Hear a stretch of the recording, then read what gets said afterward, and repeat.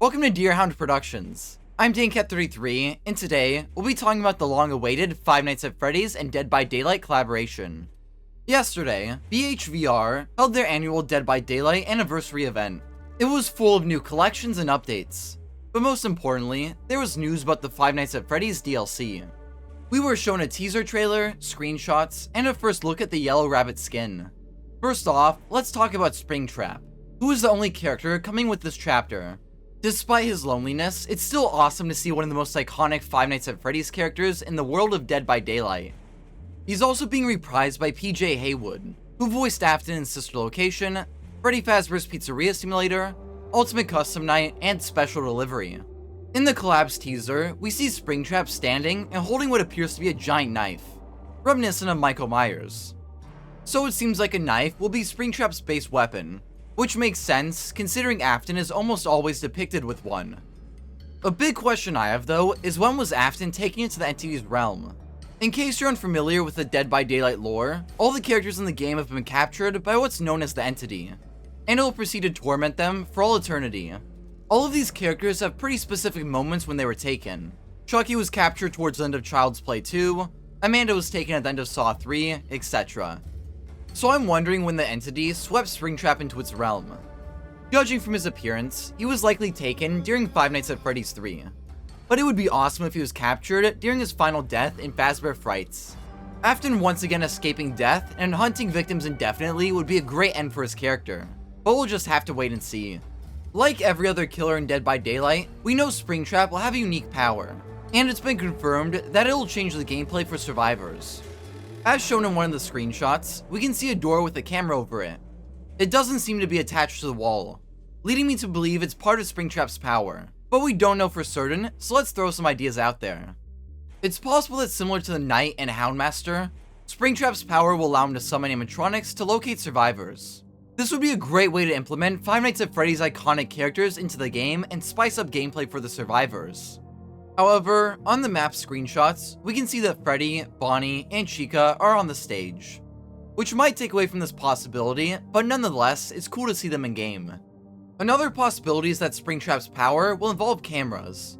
Cameras have always been an important part of Five Nights at Freddy's, even in the free roam entries such as Security Breach, Ruin, and Into the Pit, so they'll likely play a role in Dead by Daylight.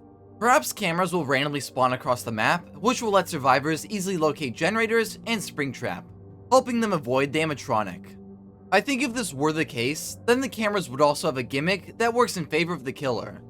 Maybe they could be similar to how Freddy and Pinhead have powers that activate throughout the match. One idea I have is that shadow cupcakes should start appearing, but are only visible on the cameras. Survivors will have to use the cameras to eliminate them, as if too many spawns, then Springtrap will get buffs. This is just a rough idea, but my point is that cameras could be interesting for both survivors and killers. Moving on from Springtrap's possible powers, what we do know for certain is that he'll be released with a skin taken straight from the movie, that being the Yellow Rabbit. This cosmetic depicts William Afton, played by Matthew Lillard, dressed in the Yellow Rabbit costume, with his mask removed. The Yellow Rabbit is such an awesome appearance for Afton, so I'm glad it's being added to Dead by Daylight. Even cooler is that Matthew Lillard recorded dialogue for the skin, so you'll be able to hear him chasing after you. Matthew Lillard killed it as William Afton in the movie, so I'm thrilled his depiction of Afton is getting its own skin, and that he'll provide the voice for it. Interestingly enough, we can see the cupcake's bite from the end of the first movie, and blood dripping from the hole. This implies that Afton was taken into the entity's realm as he was being spring-locked. As confirmed by Matthew Cote, we will be getting other skins on release, though they might just be recolors of Springtrap's original outfit, and not as significant as the Yellow Rabbit. Alternatively, we could get more skins from the Five Nights at Freddy's games. It would be awesome if we could get a cosmetic of Scraptrap, which is the form of William Afton that appears in Freddy Fazbear's Pizzeria Simulator. His model received a lot of backlash, mostly due to his massive forehead. I don't think it's a horrendous design, but following Springtrap, it's a massive letdown. It would be awesome if Dead by Daylight gave him a chance of redemption with a new model and maybe some design tweaks. He definitely need to get his missing arm back so he could pick up survivors. Something I think is more likely is a skin of the yellow thing from Into the Pit. On the surface, this character appears to simply be someone wearing a Spring Bonnie suit, But in reality, he's a monstrous creature, seemingly born from the agony of Afton's crimes. He's the main antagonist in Into the Pit, which started out as a short story before receiving a graphic novel adaptation, a whole game, which was awesome, and recently an interactive novel. Considering how big of an antagonist Yellow Thing is, I absolutely believe he deserves a legendary skin for Springtrap. It'd be even cooler if the skin swapped out Springtrap's voice for the Yellow Thing's. Another skin I'm hoping we get, but doubting we will, is Burntrap. This walking corpse appears in the non-canonical ending in Security Breach, and received a lot of criticism upon his debut, mostly because he does absolutely nothing. The Tales from the Pizzaplex books and Ruin imply that Burntrap is actually the mimic endoskeleton disguised as William Afton. But regardless of his true identity, I think he would work phenomenally as a legendary Springtrap skin. I doubt this will happen since Burntrap's character is a mess, as a result of Scott Cawthon's lack of communication during Security Breach's development. Even so, I'm still a big fan of Burntrap. Admittedly, him likely being the mimic plays into my love for him, but he also has such a cool design. Hopefully, Scott and Behavior Interactive will overlook his lackluster role in Security Breach and consider adding him as a legendary skin for Springtrap. More likely as a skin for Glitchtrap, who is the main antagonist in Help Wanted, Security Breach, Help Wanted 2, and a minor antagonist in Tales from the Pizzaplex. Glitchtrap's major antagonistic role might mean he'll be a legendary skin for Springtrap, but I also doubt this for a variety of reasons. Most notably, that Glitchtrap killing people himself doesn't really make sense character-wise. He almost always has other characters do the killing for him, so I don't think he'd make sense as a killer, but who knows. Five Nights at Freddy's has so many characters, so it would be cool if, similar to the Resident Evil collab, we got some of them added to Dead by Daylight as skins for other killers. A mimic skin for the Unknown would be sick, and would fit well with the Unknown's theme of mimicking. But a more realistic goal is Freddy's themed outfits for other characters, like maybe a security guard uniform or Freddy Fazbear's Pizza employee uniform.